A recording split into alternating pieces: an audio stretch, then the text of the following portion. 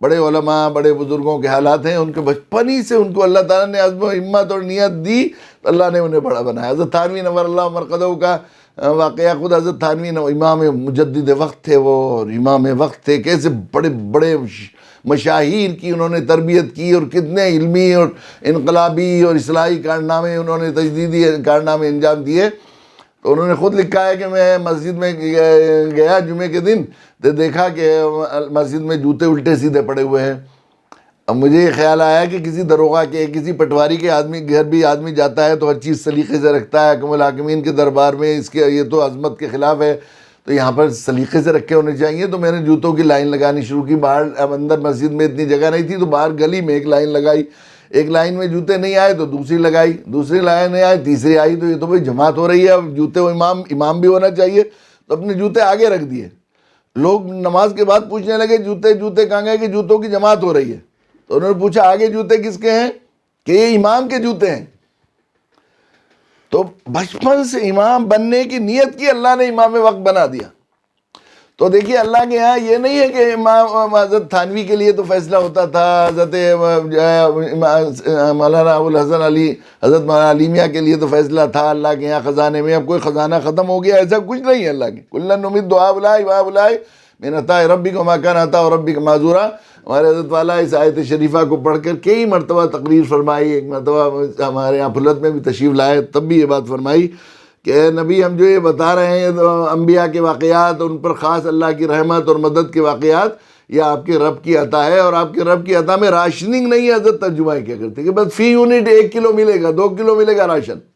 اللہ کے یہاں کوئی چیز خزانہ بند نہیں ہوا کسی طرح کا۔ نبوت کا دروازہ اللہ نے بند کیا ہے، وہ بھی عطا کو روکنے کے لیے نہیں بلکہ ہمیں نوازنے کے لیے بند کیا ہے،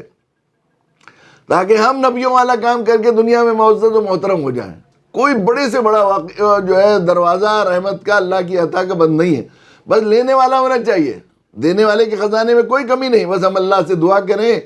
وہ اللہ ایسے ہیں، اللہ ایسے ہیں۔ دیکھیے اس سے کیا کرنا ہے، ہمیں صرف اتنا کرنا ہے کہ اللہ سے دعا عزم کرنا ہے اور اللہ سے دعا کرنی، اپنی وسعت بھر کوشش کرنی ہے اور اللہ سے دعا کرنا ہے بس،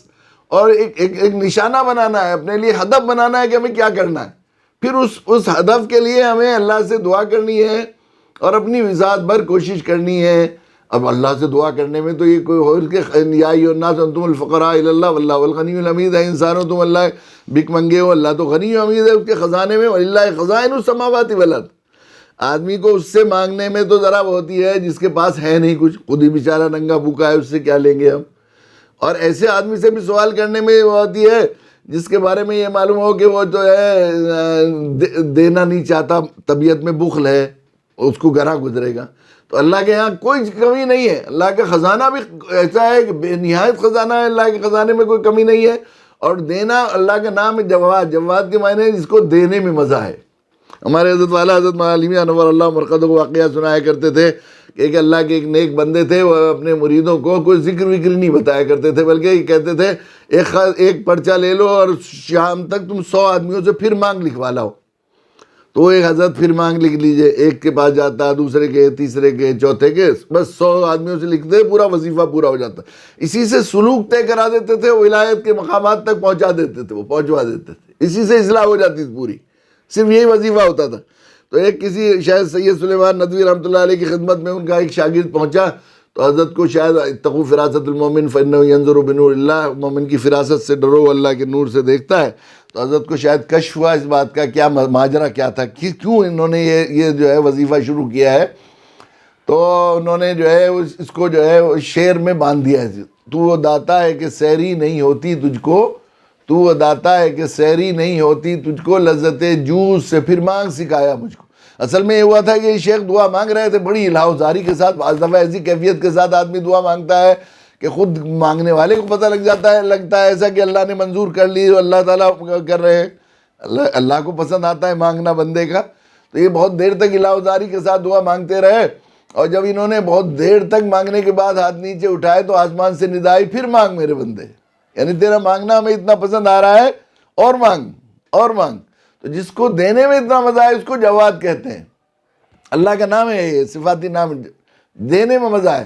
تو حضرت ہمارے کبھی کبھی بڑی جو ہے رات کو ہم نے دیکھا کبھی تہجد میں اور کئی وقت تنہائی میں شعر کو گنگنایا کرتے تھے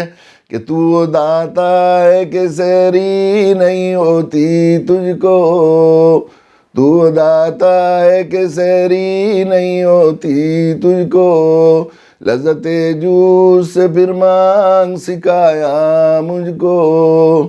لذت جوس سے پھر مانگ سکھایا مجھ کو۔ جب اس کو دینے میں اتنا مزہ آتا ہے تو لینے کو فقیروں کو کتنا مزہ آنا چاہیے، پھر ہم کیوں کم مانگے؟ تو اس لیے عزم کیجئے آپ کہ ہمیں اب ایک دعوتی پورے ملک میں، کم سے کم ابتدائی درجے میں ہمیں پورے ملک میں ایک دعوتی انقلاب برپا کرنا ہے۔